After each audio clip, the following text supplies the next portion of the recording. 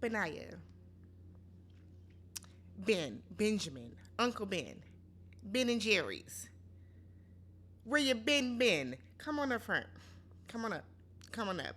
Because something about Benaiah is really starting to work my last nerve. I don't know what it is about Benaiah. I don't know where he went wrong. But like your frustration, your aggression, your side eyes should all be directed towards Nicole. Sam didn't do anything to you. What's good, y'all? Welcome back to the channel. I'm Tammy. This is Tammy Talks. We are here to talk Love is Blind UK Season 1, Episode 8. If you haven't already, subscribe to the channel, thumbs up the video, and let's get started, y'all. So, the episode starts off with Nicole and Beniah. So, they are out, and she is telling him that she wants to get some closure from Sam. So she wants to meet up with Sam so they can talk, so she can, I guess, get a peace of mind. Now, to me, that doesn't make sense. Didn't y'all get your closure already? Didn't y'all, like, work through whatever issues y'all had? I guess not. So she wants to give him back the ring and the bracelet that he gave her. And Benaiah doesn't really want her to because he's more worried about Sam swaying her a certain way. He feels that Sam is continually like leading her astray and kind of putting on this mask in front of her. And Benaiah is worried about that. And I guess. So Nicole said that Sam will always be a part of their story, and that's simply not true. It doesn't have to be. Sam doesn't have to be a part of your story. Sam could just as easily be a part of, or Sam is basically just an ex. We were all on the show together. You and Benaiah have had a connection from jump. Yes, Sam was there, sure, but Sam doesn't have to be a part of your story. Your story could start right now with the two of y'all being engaged, but I guess Nicole. So Benaiah said that he's not going to stop her from seeing Sam, but this does make him upset, and he starts crying. And I said,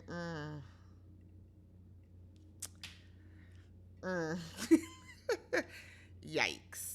So we have Tom and Maria. So we find out that Tom's mom is uncomfortable with the experiment. She doesn't want to be a part of it. I'm assuming she doesn't want to be on TV. So he's unsure if his mom is even going to be at the wedding, and that's hard for him to deal with, and that would be hard for anybody to deal with. But I think that one thing that a lot of people that come on Love is Blind have to remember is you made the decision to come onto a show to participate in this experience where you date somebody through a wall, where you ultimately propose to a person sight unseen, where you then make the decision to marry that person within a month. There are going to be people that don't agree with it, that don't want to participate in it, that don't want to be on TV. I feel like you can't fault those people. Is it going to hurt that your mom doesn't want to be there? Sure, of course. But, I mean, you had to have known that that was a risk. So we get to everybody meeting up for the night, and you know that this is the part in the season where we have not only all the couples, but everybody that was ever involved in a love triangle or dated anybody in the pods. We're all going to show up so you can see who you missed out on. So it starts with Tom. So Tom tells Benaiah how him and Mariah had a little disagreement about her paying for breakfast. So apparently they went out to dinner the night before. Tom paid. The next morning they were out, and I guess Maria said, I'll cover it or I'll pick it up, something to that effect. And he was like, okay, cool.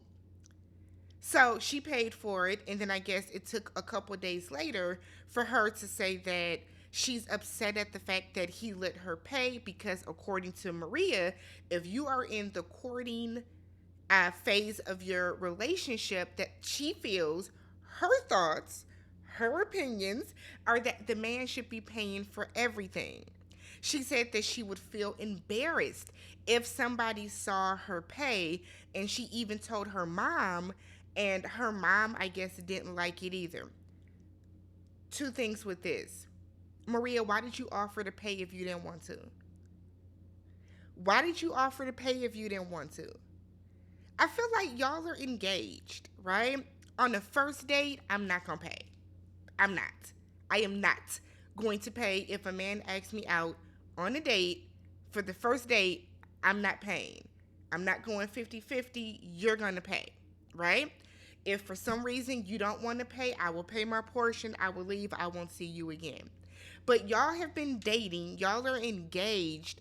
Why is it an issue that you covered breakfast? How much was breakfast? How much did you pay for breakfast? Like, I guess, but at the end of the day, Maria, if you offered to pay, why is it an issue? I think we as people, men and women, both have to stop trying to put people through these tests, right? Like she was testing him basically in that moment, and he failed by her standards. He failed, and I think Maria, you failed by even trying to put him in that position. That's whack. So we then see Tasha and Charlotte come in. Okay, I don't know who Charlotte dated for Charlotte to get such an entrance, but Tosh comes in and Tom was just smiling and grinning and fixing his clothes and trying to, zhuzh himself up. So Maria kept saying, it doesn't bother me that she's here because it doesn't bother me that she's here because it doesn't bother me that she's here. If you have to repeat it over and over and over, guess what it does? It bothers you. And that's okay, Maria. You can admit that, hey, her being here bothers me just a little bit. So Sam comes up to ruin the party because nobody is excited to see Sam outside of Ollie. Ollie was his friend in the pods. Ollie is his only friend outside here. So he walks up and he's greeting and hugging people. Sam walks up to Benaiah and hugs him and it's like, can we talk? Benaiah's like, yeah, we can talk now. And I'm thinking to myself, what do you want to talk to him about, Sam? Why do you want to talk to him? So he doesn't speak to Nicole, who did turn her back and is at the bar ordering. So doesn't talk to Nicole. So when Sam walks away, Benaiah's like, he wants to talk to me, but he didn't speak to you, and that's rude, and I don't like the way he's treating you.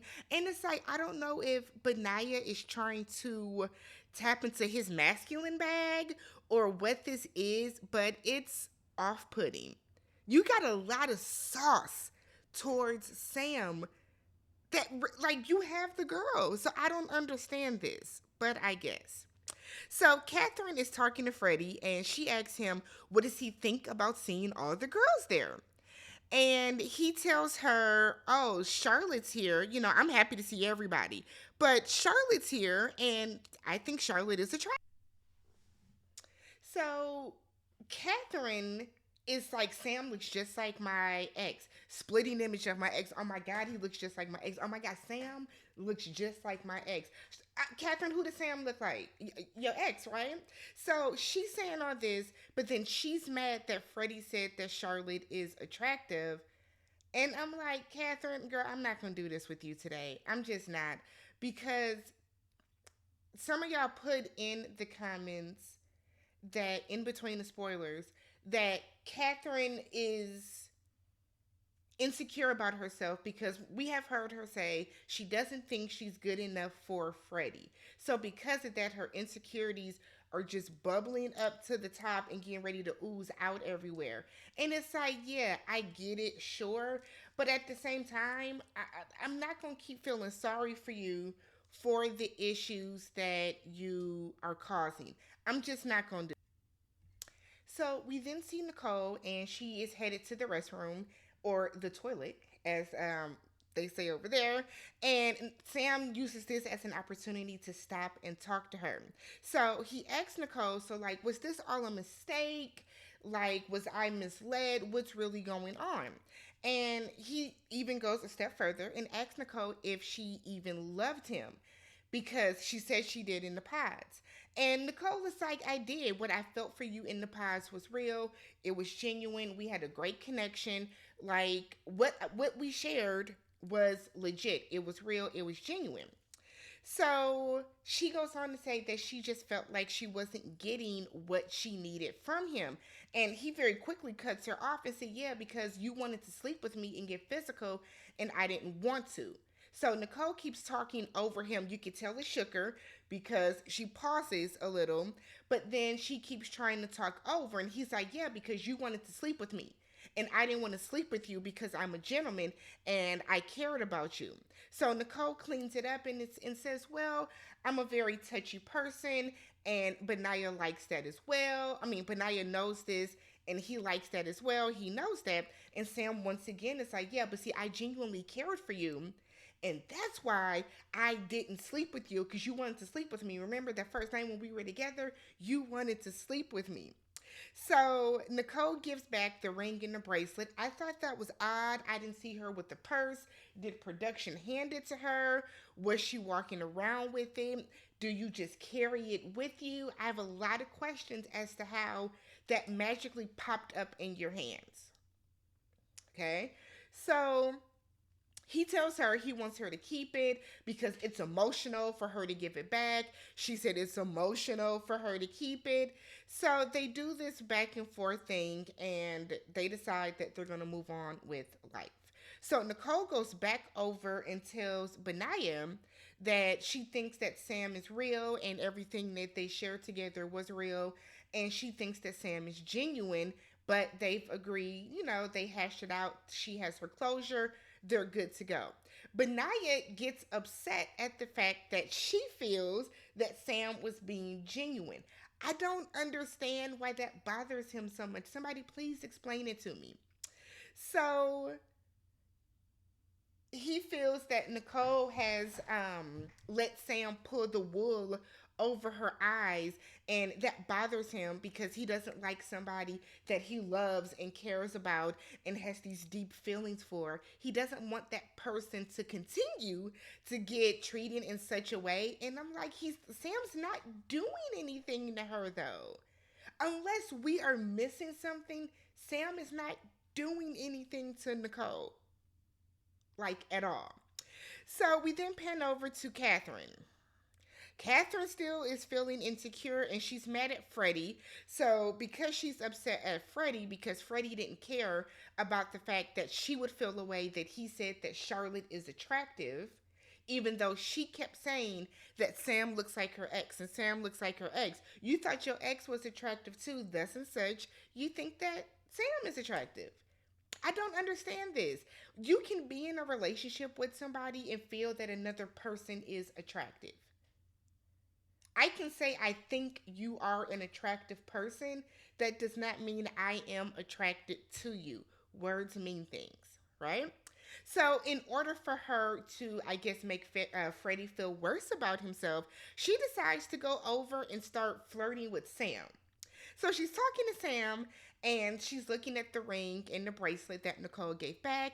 And she's like, oh my God, I want this bracelet. This ring, this is gorgeous. So she's like doing the absolute most. It's so cringy. She keeps hitting him on the shoulder. She's joking about, well, if you're ever in town, call me. We can hang out. And I'm like, wow, Katherine, rubbish. What did y'all say? In the bin. In the bin with Katherine. That's what y'all told me I can use in the comments. Throw Katherine in the bin. I was like just disgusted by her. Completely and utterly disgusted by her behavior. So we then see Tom. Tom is standing by the bar and Tasha walks over and he says she looked glamorous. I so Tasha tells Sam that he looks a lot more put together than she thought he would look. He then tells her, I thought you would look like a geek because you're geeky. Tom just don't know what to say. Tom has no idea what to say ever about anything. I don't feel like she's offended by that because my God. And he's like, no, it's a compliment. And it's like, Tom likes to throw these little shots in at people. And it's because he just hasn't met his match yet. So while they're talking, he tells Tosh, for whatever reason, that he and Maria have had some arguments and they are not even 100% on whether they will say yes or not right now. And I'm like, why would you even tell her that? What was the point? So Tash sees an opening. So of course she's like, well, let me put it all out on the line. When I told you back in the past that I was falling in love with you, I meant that and I still do.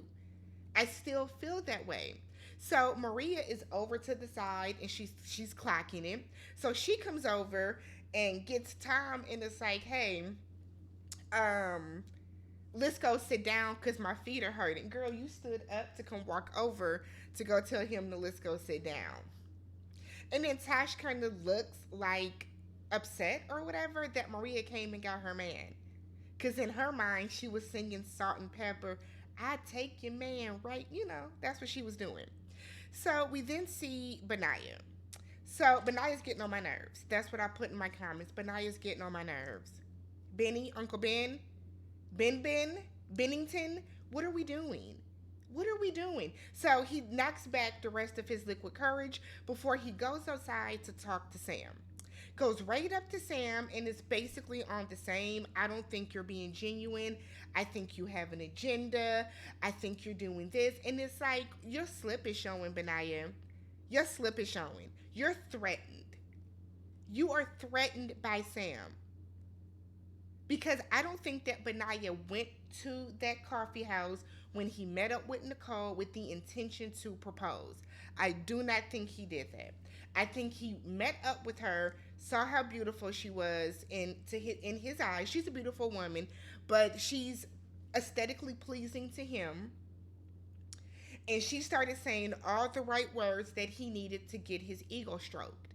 So the fact that Sam is still somewhat in the picture because Nicole keeps referring to Sam and he doesn't quite understand how there was such a quick, drastic change. Because let's be real, you accepted Sam's proposal. You went through with the reveal. Y'all apparently stayed a night or two together. Y'all were headed to Greece.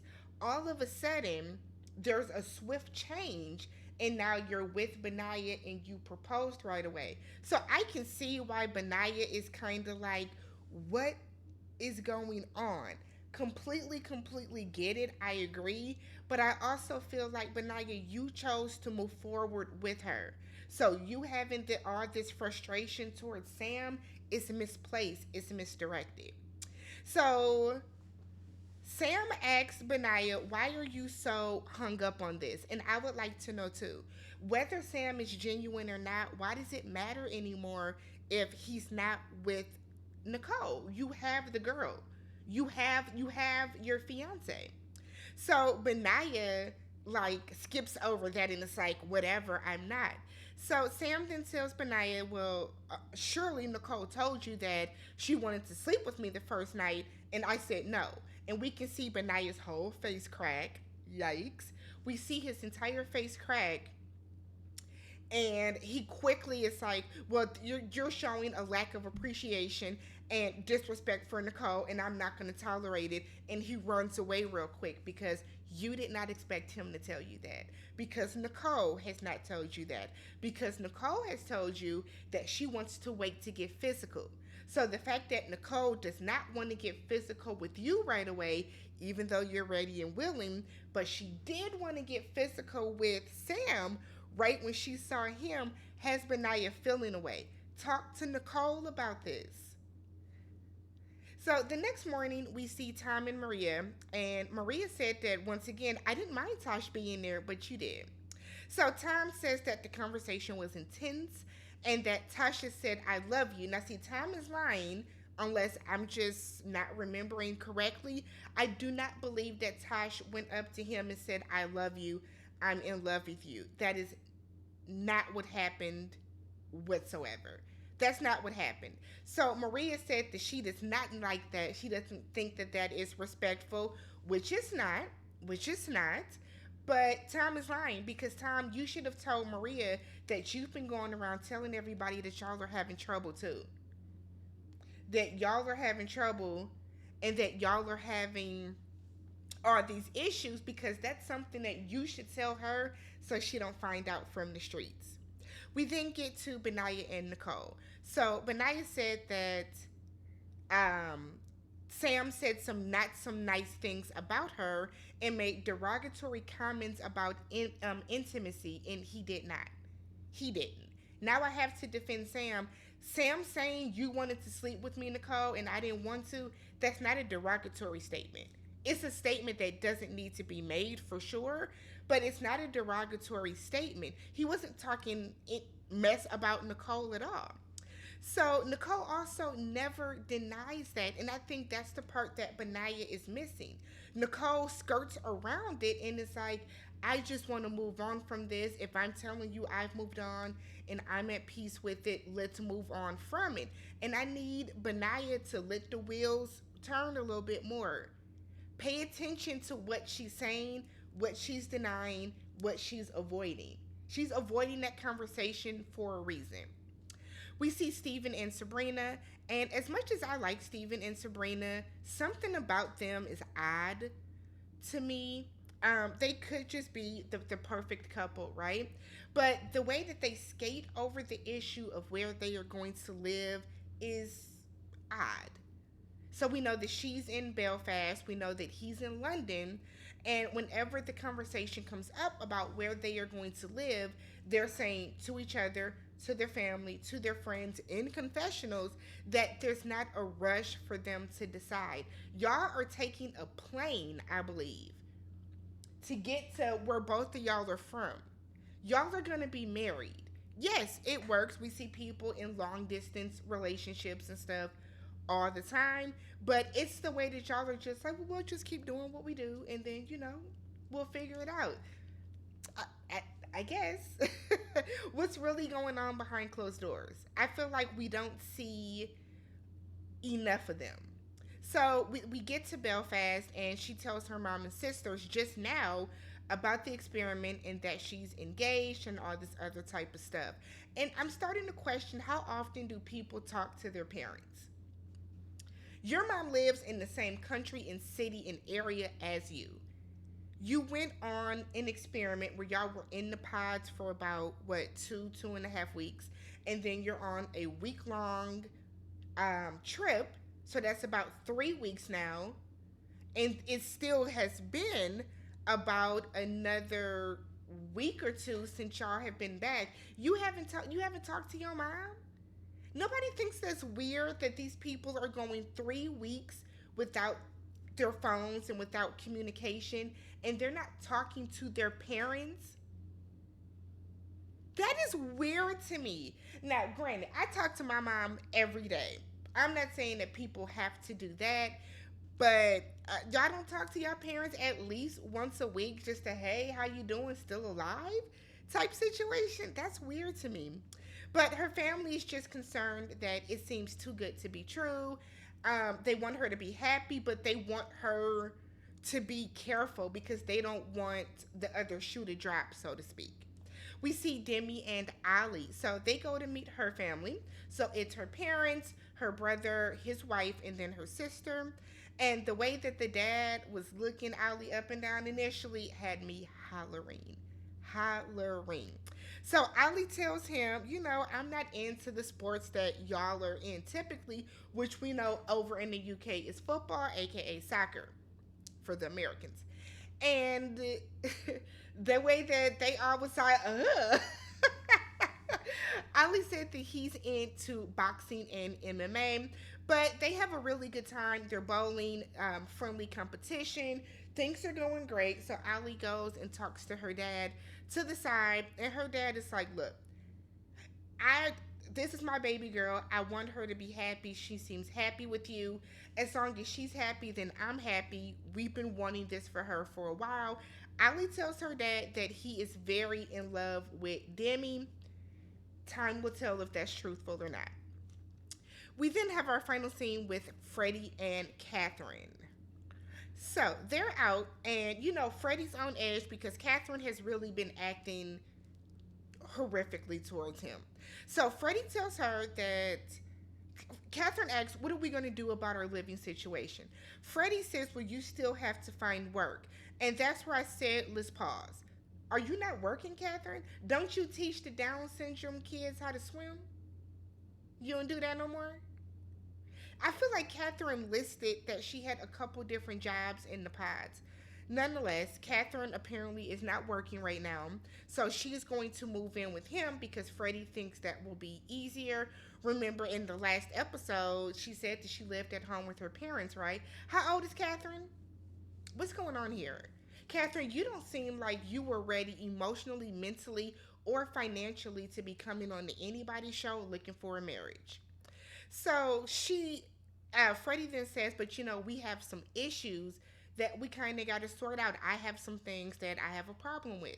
Katherine gets very snippy and says, well, yes, because you want me to stop snapping and you say I'm bossy. You say it over and over and over. So that means that it's a problem, Katherine. That means that it's a problem, sis. So she goes on to do this long, drawn out story about how she's adopted, and because she's adopted, she had to fight for her life. And it's like, Katherine, I don't mean to be rude, but people get adopted every day, B. Right? We have seen tons of people that have been adopted. I have friends that are products of adoption that do not go through life with this huge chip on their shoulders, and they feel that they are entitled to snap at people and talk to people any kind of way that they want to. You need therapy. You need therapy. That's what you need. You don't need a marriage. You need to be laying on somebody's couch one, maybe twice a week, so you can sort out the feelings that are bubbling up inside of you that cause you to be so insecure, that cause you to lash out at people, that cause you to push love away, that cause you to feel as if you have to constantly be on guard and fight for your life in every facet of the word. That's what you need. But we're not going to sit here and let you feel as if because you're adopted, you are entitled to treat people like rubbish, because you're not. She then says that she is willing to assess her attitude. And Freddie is like, well, yeah, it's easy for people to change.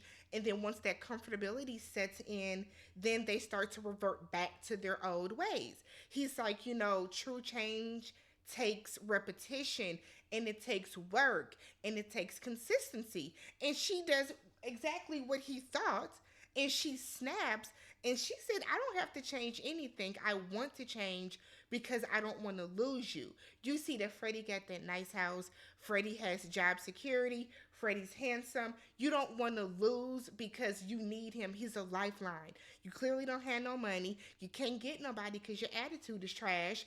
And nobody here is even checking for you. You thought Ali was going to lend an eye to you, and he hasn't. Sit your dumb ass down somewhere. So Freddie then goes on to tell her that he wants a prenup, because he wants something in place, because if he were to pass away, he wants the money to basically go to his sister, I'm assuming, to take care of his brother. So she takes that to mean he doesn't want to get married. Now, as somebody that works in the life insurance field, everybody should have life insurance for one, but we have seen these instances where people have policies, and because their wills and the beneficiaries are not set up correctly, the money goes to somebody that they didn't want it to go to. Y'all being married after meeting within a month, y'all, everybody should have a prenup. It shouldn't even be a question. But I've always felt that if somebody is offended at the prospect, at the thought that a prenup should be in place, you are in it for the money to some degree. If I were to get married to a millionaire today and he wants a prenup, I will sign a prenup. Because if you truly love that person and you truly want to be with that person, why is it an issue? Because are you marrying him for his money, or are you marrying him because you see Freddie as a come up? So, but that was episode 8. Let me know. I guess leave comments down below. Subscribe to the channel, thumbs up the video, and I will catch you guys in the next one. Peace.